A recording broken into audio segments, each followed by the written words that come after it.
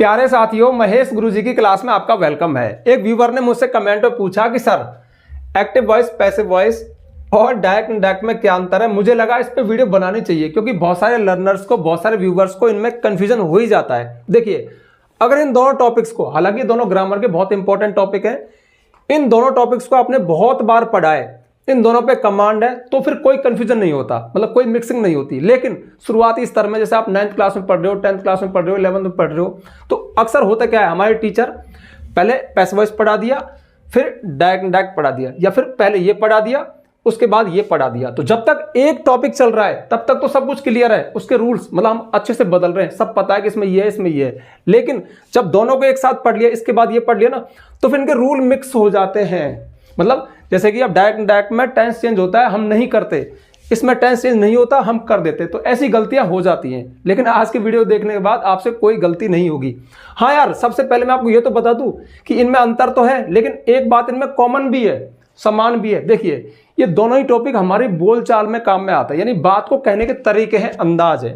मतलब किसी बात को आप एक्टिव वॉइस में कह सकते हो, उसी बात को आप पैसिव वॉइस में भी कह सकते हो। हाँ, सेंस चेंज नहीं होगा। उसी तरह से डायरेक्ट में क्या है, ये भी बात को कहने का एक तरीका है, एक अंदाज, एक लहजा है। किसी बात को आप डायरेक्ट में कह सकते हो, उसको इनडायरेक्ट में कह सकते हो, लेकिन सेंस में कोई चेंज नहीं होता है। ये तो समानता, यानी दोनों ही बातचीत के टॉपिक है।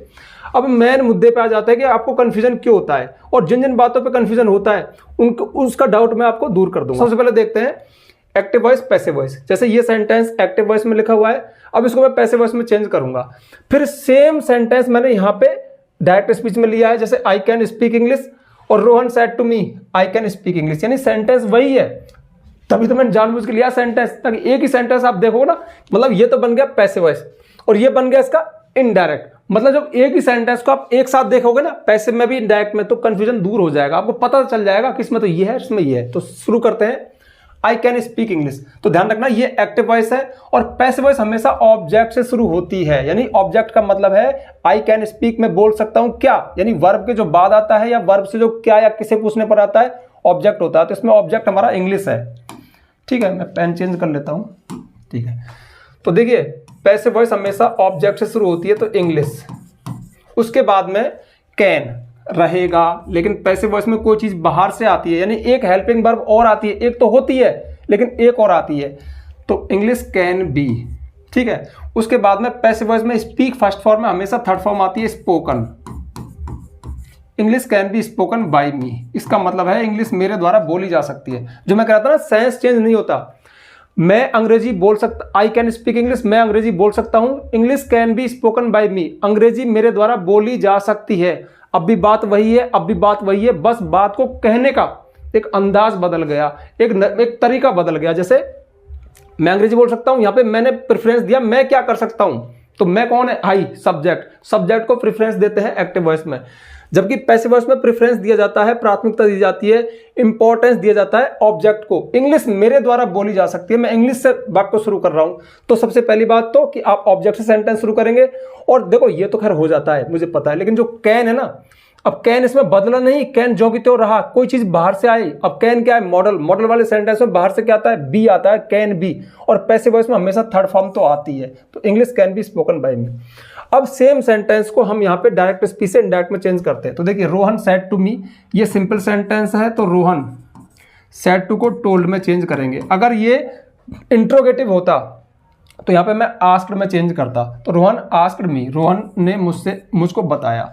अब जैसे इन्वर्टेड कॉमा हटते हैं तो कंजंक्शन दैट आता है सिंपल सेंटेंस के बीच में। ठीक है, तो रोहन टोल्ड मी दैट। उसके बाद में देखो, रोहन ने मुझसे कहा मैं अंग्रेजी बोल सकता हूं, तो जो आई है ना, ये आई किसके लिए आया, रोहन के लिए। रोहन कह रहा है कि मैं अंग्रेजी बोल सकता हूं। अब इस बात को मैं थर्ड पर्सन को बता रहा हूं। देखिए, रोहन ने मुझसे कहा था कि मैं अंग्रेजी बोल सकता हूं, अब मैं बता रहा हूं आपको। अब रोहन ने मुझसे कहा था, कब कहा था, हो सकता है 4 महीने पहले कहा हो, सैड सेकंड फॉर्म है, पास्ट टेंस है, कहा था। तो रोहन ने कहा था 1 महीने पहले, 2 महीने पहले, मैं अंग्रेजी बोल सकता हूं। अब इस बात को जब मैं आपको बता रहा हूं कि रोहन ने मुझको बताया था कि वह, अब रोहन तो अपने आप को मैं बोलेगा, लेकिन मैं रोहन के लिए क्या कहूंगा, वह। तो यहाँ पे हम प्रोनाउन चेंज करते हैं। अब ये सीखना पड़ता है।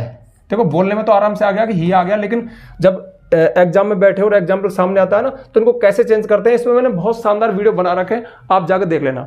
और ज़्यादातर स्टूडेंट्स को प्रोनाउन को चेंज करने में दिक्कत आती है, बट मैंने इसके लिए शानदार फॉर्मूले बता रखे हैं, आप वीडियो जाके देख लेना। तो Rohan told me that he. अब देखो सबसे खास बात जिसके लिए मैंने वीडियो बनाया, वो क्या गलती करते हैं, यहाँ पे हमने कैन को चेंज नहीं किया, लेकिन यहाँ पे कैन चेंज होगा।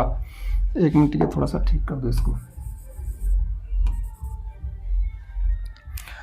ये ही, देखो यहाँ पे कैन को चेंज नहीं किया, लेकिन यहाँ पे कैन कुड में चेंज होगा, यानी प्रेजेंट टेंस को पास्ट में चेंज कर देते हैं। कैन कुड में चेंज हो जाएगा, मे माइट में चेंज हो जाएगा, is am are was were में चेंज हो जाएंगे, हैज हैव हैड में चेंज हो जाएगा। लेकिन यहाँ पर अगर हैज हैव हो तो हैज हैव बदलेगा नहीं, हैज हैव तो रहेंगे, उनके साथ बाहर से कुछ और आएगा, क्या आएगा, बीन आएगा। मॉडल के साथ बाहर से क्या आएगा, बी आएगा। अगर फर्स्ट फॉर्म है तो बाहर से क्या आएगा, इज एम आर आएगा। बस ये ध्यान रखने वाली बात है। और यहाँ पर अगर यहाँ पे सैड लिखा हुआ है ना, तो टेंस चेंज हो जाता है, कैन का कुड हो जाएगा, मे का माइट हो जाएगा, इज एम आर का वाज वर हो जाएगा। यहाँ पे ये बदलते नहीं है, मतलब बदलते नहीं है, कुछ और इनके साथ और आएगा, बस छोटी सी बात है।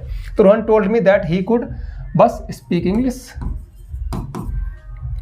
चलो एक एग्जांपल और देख लो, आपको समझ में आ गया होगा कि यहाँ पे तो कैन चेंज नहीं हुआ, लेकिन यहाँ पे कैन कुड में चेंज हो गया। अगला एग्जांपल देखो, Radha is singing a song, Radha एक गीत गा रही है। तो राधा क्या गा रही है, अ सॉन्ग। तो ये हमेशा ऑब्जेक्ट से शुरू होते हैं, अ सॉन्ग।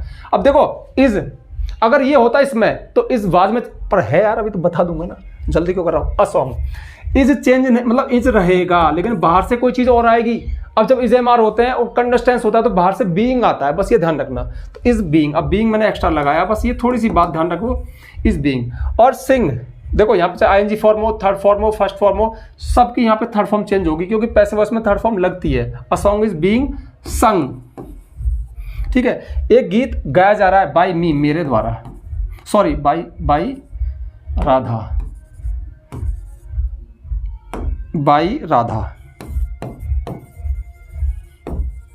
तो देखो a song is being sung by Radha, एक गीत राधा के द्वारा गाया जा रहा है। मैंने क्या कहा था, राधा एक गीत गा रही है, एक गीत राधा के द्वारा गाया जा रहा है, वही टेंस प्रेजेंट है, वही टेंस प्रेजेंट यहाँ पे गा रही है, गाया जा रहा है, टेंस चेंज नहीं हुआ, ठीक है। बस बाहर से बीइंग आया और लहजा बदल गया। यहाँ पे हमने राधा सेंटेंस शुरू किया, यहाँ पे ए सॉन्ग से गाने शुरू किया, जो कि एक ऑब्जेक्ट है। अब सेम सेंटेंस को यहाँ पे देखो, ये डायरेक्ट स्पीच में है। गोपी सैड, गोपी ने कहा था Radha is singing a song, Radha एक गीत गा रही है, ये डायरेक्ट स्पीच में, इनडायरेक्ट में चेंज करना है। तो शुरू करते हैं, गोपी।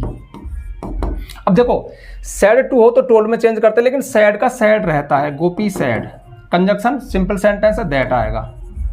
अब राधा, तो क्या राधा को चेंज करेंगे, जैसे हमने आई को ही में चेंज किया था, क्या राधा को यहाँ पे चेंज करेंगे, नहीं, क्योंकि राधा थर्ड पर्सन है। ध्यान रखना, यदि रिपोर्टेड स्पीच में कोई थर्ड पर्सन हो, थर्ड पर्सन क्या है, ही सी इट या कोई नेम हो, तो वो चेंज नहीं होते। लेकिन फर्स्ट पर्सन हो, सेकंड पर्सन हो, जैसे फर्स्ट पर्सन क्या है, आई और वी इनके form, I my me we our us, you your you, अगर ये आए तो चेंज होते हैं। तो आई फर्स्ट पर्सन था, चेंज हुआ, लेकिन राधा नाम है, चेंज नहीं होगा, तो हमने राधा का राधा लिख दिया।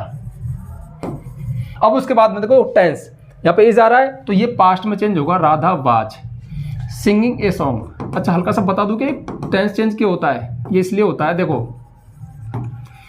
गोपी सैड मतलब कहा था, से फर्स्ट फॉर्म है, सैड सेकंड फॉर्म है, तो गोपी ने कहा था, ये बात अब नहीं, पहले कही थी मुझसे कभी 2 महीने पहले, 4 महीने पहले, कि राधा एक गाना गा रही है। मतलब सपोज करो कि उसने 10 दिन पहले कहा था गोपी ने, राधा गाना गा रही है। अब ये बात मैंने सुनी, तो फिर मैं आपको बता रहा हूं, तो क्या बताऊंगा, गोपी ने कहा था कि गा रही है, गा रही थी भाई, 10 दिन पहले कहा था गा रही है, तो 10 दिन पहले गाया था वो, अब थोड़ी गा रही है, अब मैं क्या बोलूंगा, गा रही थी। तो गोपी ने कहा था कि राधा गाना गा रही थी, इसलिए इसमें टेंस चेंज होता है। अच्छा एक खास बात, इसमें टेंस चेंज नहीं होता, इसमें भी टेंस चेंज नहीं होता है। थोड़ा कंफ्यूजन में आ गए होगे, कब, यदि बाहर सैड ना हो, सेज हो। अब देखो सैड मतलब पास्ट टेंस है, यानी बाहर जो रिपोर्टिंग वर्ब है, जो हमारी रिपोर्टिंग वर्ब है वो पास्ट टेंस में हो, यानी सैड हो, सैड टू हो, तो अंदर का टेंस चेंज होता है। लेकिन बाहर से हो या एक और है फ्यूचर टेंस हो, से हो, सेज हो या विल से हो, तो अंदर का टेंस चेंज नहीं होता। सपोज करो इस सेंटेंस में यहाँ पे से होता, गोपी सेज, ऐसे होता, गोपी कहता है कि राधा एक गाना गा रही है, सपोज करो यहाँ पे सेज होता, तो मैं इसको चेंज करता, गोपी सेज दैट, यहाँ पे सेज का सेज रहता, Radha is singing a song, Radha एक गाना गा रही है, मैं इसको चेंज नहीं करता। अच्छा ऐसा क्यों होता है, ऐसा इसलिए होता है गोपी कहता है मतलब अभी भी कहता है, आजकल भी कहता है, मतलब प्रेजेंट की बात है। गोपी कहता है राधा गा रही है, तो मैं क्या कहूंगा, गोपी कहता है राधा गा रही है, अभी उसने अभी कहा अभी गा रही है, तो इसलिए प्रेजेंट, अगर यहाँ प्रेजेंट हो तो अंदर का टेंस चेंज नहीं होता। ये छोटी सी बात है, ये अगर आपने डायरेक्ट पढ़े हो तो रूल्स में ये बात आती है। तो भैया ये था आपका एक्टिव वॉइस और पैसिव वॉइस में जो डाउट है, आप जो मिक्सिंग कर देते हो ना, उसका सॉल्यूशन। अब मुझे पता है कि ये जब मैं पढ़ा रहा हूं तो आपको ऐसा लग रहा होगा सर थोड़ा सा एग्जांपल और बताएं, मतलब दोनों टॉपिक एक साथ क्लियर हो जाए। भाई नहीं, वो उसके लिए आपको पहले एक्टिव वॉइस पढ़ना पड़ेगा, डायरेक्ट पढ़ना पड़ेगा। लेकिन जो आप मिक्सिंग करते हो, जो आपके रूल्स मिक्स हो जाते हैं, उसके लिए मैंने ये छोटा सा वीडियो बनाया था। मतलब देखो, कई प्रॉब्लम ऐसी होती है, सबके मन में होती है, लेकिन पूछने की हिम्मत कोई एक करता है, तो वो व्यूअर मुझे बड़ा अच्छा लगा। क्योंकि देखो, अक्सर एक बात बताऊं, बचपन में हम भी गलतियां किया करते थे, पढ़ तो लिया लेकिन इसके रूल इसमें चले गए, इसके रूल इसमें चले गए, तो तभी तो मैंने वीडियो बनाया, कहीं मुझे मेरा बचपन याद आ गया था। हाँ, वीडियो एंड करने से पहले काम की जानकारी, खास जानकारी जो हर वीडियो के शुरू में दी जाती है, बट आज बताना भूल गया था। जानकारी ये है, यदि आपको हमारे द्वारा पढ़ाई गई इंग्लिश ग्रामर समझ में आती है, पसंद आती है, ऐसा लगता है यार सीख सकते हैं, क्योंकि मैं मोस्ट ऑफ सिंपल वे में सिखाता हूं, और आप चाहते हो कि सारी इंग्लिश ग्रामर, सारे टॉपिक्स आपको सीक्वेंस में मिल जाए, तो ये चीज़ अवेलेबल है। आप प्ले स्टोर पर जाइए, महेश गुरुजी एप्लीकेशन को डाउनलोड कीजिए, रजिस्टर कीजिए। उसके पेड कोर्स में आपको एक कंप्लीट इंग्लिश ग्रामर कोर्स मिलेगा, जिसमें हमने यही किया है, सारे इंग्लिश ग्रामर को सीक्वेंस में डाला है विद पीडीएफ नोट्स। अब चूंकि एक्स्ट्रा मेहनत लगी, थोड़ी सी फीस है, आप चाहें तो परचेज कर सकते हैं। परचेज नहीं करना चाहते बिल्कुल मत करना, यूट्यूब पर आपका वेलकम है, एक से एक वीडियो है, ये सारे टॉपिक्स हमने यूट्यूब पे भी पढ़ा रखे। लेकिन हाँ, एक ऐसा मत समझना कि यूट्यूब के वीडियो वहाँ पे सीक्वेंस में, क्या नहीं, वो सारा जो भी टॉपिक्स हैं अलग से, मतलब सारा कंटेंट अलग से तैयार किया विद पीडीएफ नोट्स। ठीक है, तो जल्दी से वीडियो को लाइक कर दो, ज़्यादा ज़्यादा शेयर करना। यदि चैनल पर नए आए तो चैनल को सब्सक्राइब करना, बेल आइकन प्रेस करना, ताकि आपको आने वाली वीडियोस की नोटिफिकेशन मिल जाए। आज के लिए बस इतना ही, मिलते हैं नेक्स्ट वीडियो में नेक्स्ट टॉपिक के साथ, तब तक के लिए बाय।